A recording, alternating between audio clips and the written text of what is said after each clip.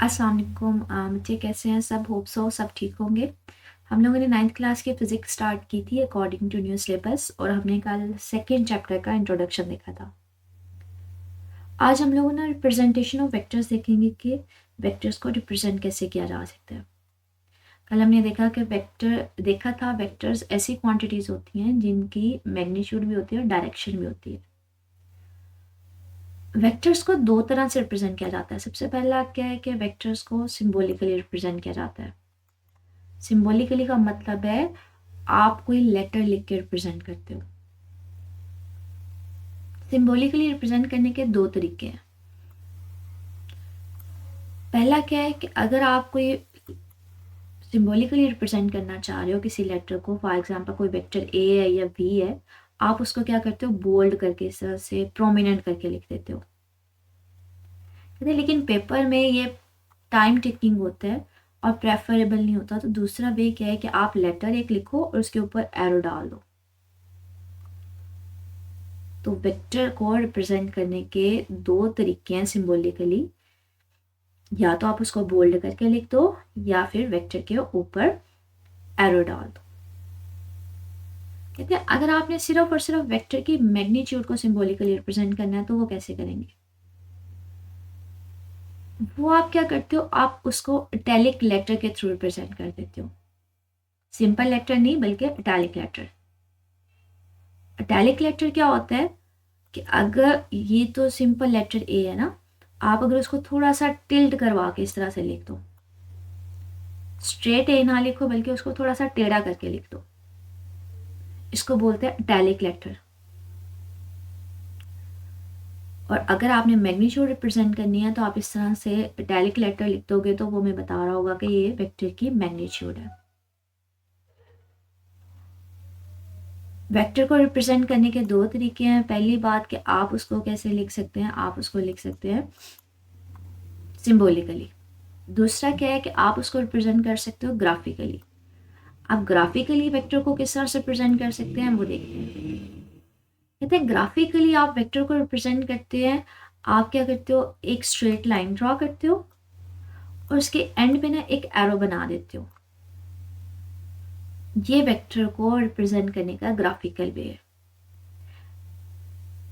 इस लाइन की ये जो लेंथ है ये आपको बताएगी कि वेक्टर की मैग्नीट्यूड कितनी है, और ये जो एरो है ये आपको क्या बताएगा, उसकी डायरेक्शन।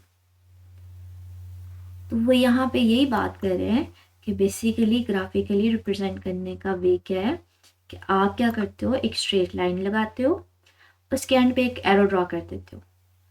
जो लाइन की लेंथ होगी वो आपको बताएगी मैग्नीट्यूड कितनी है, और जो आपको एरो होगा वो इंडिकेट करेगा डायरेक्शन क्या है, मतलब किस डायरेक्शन में है।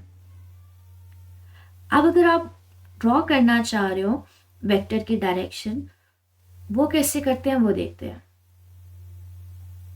कहते हैं आप क्या करते हो, आप दो लाइंस ड्रॉ करते हो, इस तरह से दो लाइंस ड्रॉ करते हो, और वो दो लाइंस परपेंडिकुलर होनी चाहिए। परपेंडिकुलर लाइंस ऐसी लाइंस होती हैं कि जिनके दरमियान का जो एंगल होता है ना वो 90 डिग्री होता है। तो अगर आप ये दो लाइंस देखें, इनके दरमियान का जो एंगल है वो 90 डिग्री है। तो ऐसी लाइंस जिनके दरमियान का एंगल 90 डिग्री हो उसको हम लोग नाम देते हैं परपेंडिकुलर लाइंस।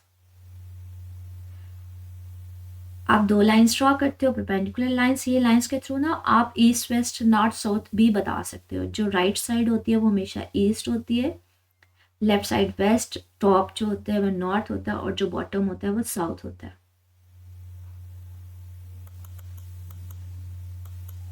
ये जो along the x axis line होती है ना बच्चे, इसको हॉरिजॉन्टल एक्सिस भी बोलते हैं, इसको एक्स एक्सिस भी बोलते हैं। ये जो हॉरिजॉन्टल लाइन है इसको एक्स एक्सिस बोलते हैं, और ये जो वर्टिकल लाइन होती है ना इसको आप वाई एक्सिस बोल देते हो। और जिस पॉइंट पे ये दोनों लाइंस मिल रही होती है ना, उस पॉइंट को आप ओरिजिन बोलते हो। जहाँ पे ये दोनों एक दूसरे को क्रॉस कर रही हैं या मिल रही हैं उसको क्या बोलते हैं, ओरिजिन। तो यहाँ से आप ओरिजिन की डेफिनेशन भी कर सकते हैं कि ओरिजिन है क्या, वो पॉइंट जहाँ पे एक्सिस एक दूसरे को क्रॉस कर रहे होते हैं या मीट कर रहे होते हैं, उस पॉइंट को नाम देते हैं ओरिजिन का। ये जो दोनों लाइंस हैं इनको ओवरऑल आप कार्टेशियन एक्सिस भी बोलते हो। अब इस कार्टेशियन एक्सिस में या इस परपेंडिकुलर लाइंस के हिसाब से आप वेक्टर को किस तरह से रिप्रेजेंट करते हो वो देखते हैं। वेक्टर की डायरेक्शन को रिप्रेजेंट करना है तो वो देखते हैं किस तरह से करेंगे। वो कहते हैं आप क्या करो, ये 2 लाइन्स हमने ड्रॉ कर दी, अब ओरिजिन से ना एक वेक्टर ड्रॉ करते हो। इसकी डायरेक्शन बताने के लिए जो राइट साइड वाला एक्स एक्सिस है ना, वहां से आप एंटी क्लॉकवाइज डायरेक्शन में एक एंगल थीटा बना देते हो। एंटी क्लॉकवाइज डायरेक्शन जो होती है ना वो ये वाली होती है, दिस वन। इस तरह की जो डायरेक्शन होती है वो एंटी क्लॉकवाइज डायरेक्शन होती है। तो आपने क्या करते हो, हमेशा एंगल बनाते हैं पॉजिटिव एक्स एक्सिस से एंटी क्लॉकवाइज डायरेक्शन में। ये जो बेसिकली एंगल है ना, ये आपको डायरेक्शन दे रहा होता है। तो आज हमने सिंपली ये पढ़ा कि आप किसी भी वेक्टर को रिप्रेजेंट कैसे कर सकते हो, अगर उसकी डायरेक्शन बताना चाहें, ड्रॉ करना चाहें with respect to some X axis, reference X axis, तो वो कैसे बनाएंगे। ठीक है, इससे रिलेटेड कोई क्वेश्चन पूछना हो तो बच्चे वो कमेंट सेक्शन में आप मेरे से पूछ सकते हैं। ओके, अल्लाह हाफिज़।